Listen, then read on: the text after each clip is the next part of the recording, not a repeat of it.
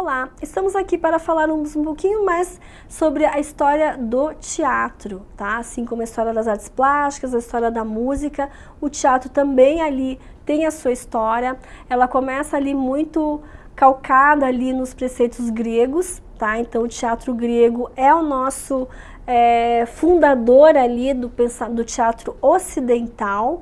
Ele surge na Grécia, tá?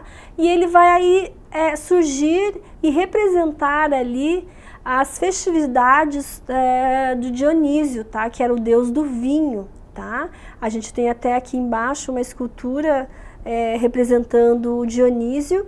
Então é uma homenagem ao deus do vinho, que era um dos muitos deuses da mitologia grega. Interessante assim é de lembrar que os deuses gregos, eles tinham uma semelhança muito grande com os defeitos, os sentimentos humanos. Então eles tinham vícios, né? No caso Baco, Dionísio, que bebiam, né?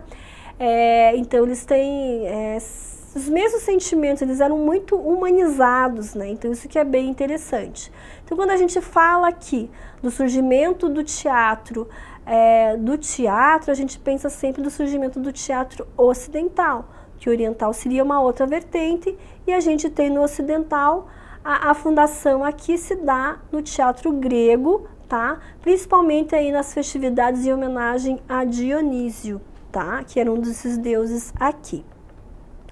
No teatro romano, eles não têm aqui, não é um reflexo do teatro grego e tinha um estilo próprio. Isso é muito interessante da gente pensar, porque se a gente for relacionar, por exemplo, na história das artes plásticas, o grego e o período greco-romano, eles se juntam, porque eles têm muitas similaridades. E a gente vai ver aqui então que o grego é diferente do romano em algumas questões, ou seja, tem as suas especificidades aqui. O teatro romano, então, ele perde o caráter de sagrado, tá? Então ali no grego a gente, por mais que os deuses, eles tinham sentimentos humanos e defeitos humanos, tinham um caráter mais sacro, né? Mais sagrado. Aqui no romano, ele vai então se desvincular essas homenagens a deuses, né, mesmo que mitológicos, e ele vai ter esse caráter de entretenimento, tá?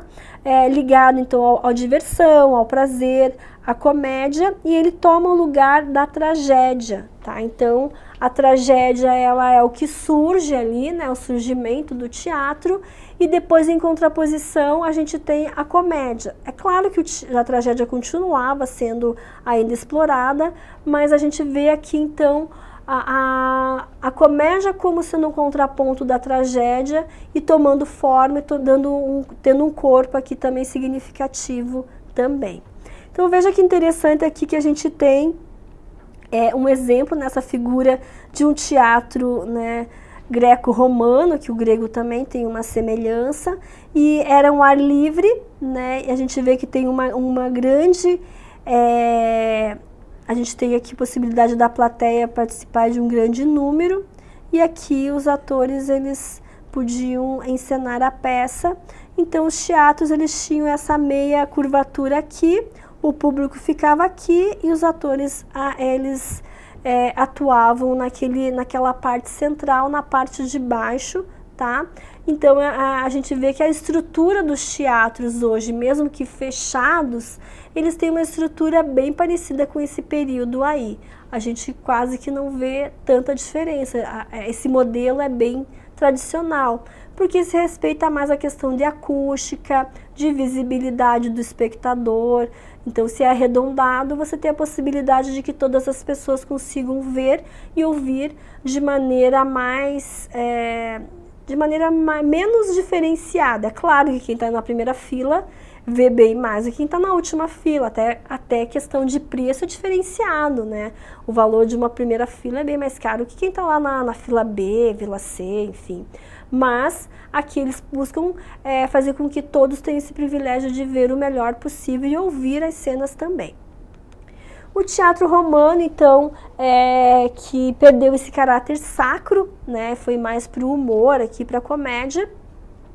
A gente tem aqui que os espetáculos de circo romanos eram violentos e ele se baseava em competições entre romanos e os cristãos, os quais eram sacrificados publicamente.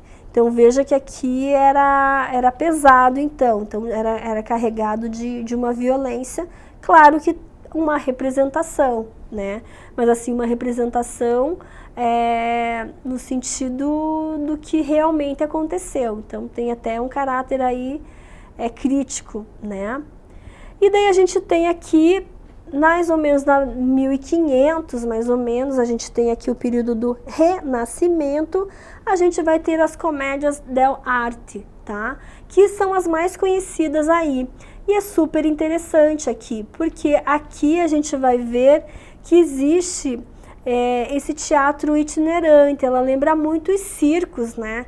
Que os circos, eles vão com toda a sua trupe, né, de cidade a cidade. Eles agora não mais, mas eles levavam animais, agora é proibido realmente, com toda a razão, né, por questões de proteção aos animais, mas a família normalmente são familiares, e eles então levavam toda a equipe, as tendas e tudo, e se apresentavam, no caso do circo. Aqui eles tinham uma espécie de uma carroça, enfim, que eles levavam, que era o palco, no qual os atores podiam se deslocar ali de cidade em cidade, disseminar a arte deles, que era normalmente feita por comédias. O gênero teatral era comédias. Então veja aqui que nessa cena a gente tem o público aqui, né?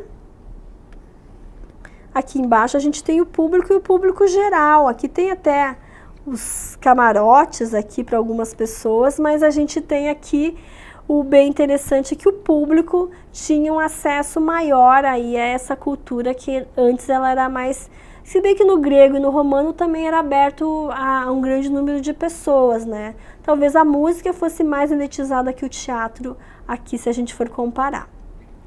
O teatro popular cômico, então, era baseado na vida do povo, não seguia o roteiro prévio, e ele se relacionava com ações do cotidiano improvisado. Então veja que bacana, né, essa improvisação que a gente vê hoje até na música e no teatro contemporâneo, a gente vê aqui, e eles têm uma espécie de camarim aqui na parte de trás, e o palco era aqui, e as pessoas do senso comum tinham a oportunidade de assistir. Isso que é muito bacana, que é muito bonito, porque você vê assim essa relação da arte, a arte indo até o público, né? Então isso é muito bacana. Os personagens aqui, então, clássicos dessa comédia dell'arte, então isso é muito importante vocês gravarem, tá, pessoal, que na prova do Enem, se for pensar aqui um pouquinho na história do teatro, essa é uma pergunta que pode sim cair na prova, tá? E os personagens que retratavam as figuras da sociedade, então, eram os arlequins, as colombinas e o Pierrot, que a gente conhece aí. Quem é um pouquinho mais velho vai lembrar dos personagens das músicas, né? Que tem da Colombina, o Arlequim e o Pierrot.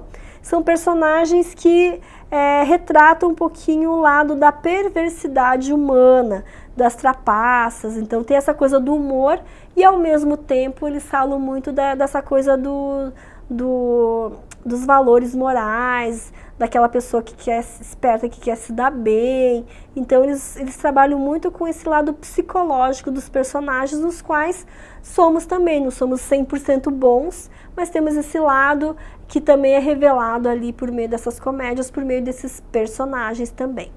E a gente tem aqui no romantismo, tá? O romantismo a gente tem como característica muito peculiar aqui no teatro, que ele era, então, o romantismo valorizava os aspectos da subjetividade, a primazia do sentimento sobre a razão. E a gente tem William Shakespeare, que era um grande escritor da época, e as peças, no caso teatrais, elas se baseavam muito em Shakespeare, tá? Então, a partir do século XVIII, o Shakespeare foi totalmente reconhecido, e a gente vai então reconhecer o romantismo aí, por ser esse período no qual Shakespeare vai ser extremamente explorado nas peças teatrais e até mesmo na dança, tá? E no século XIX, com o romantismo, o talento do autor tomou proporções maiores e ele obteve uma glória universal, né?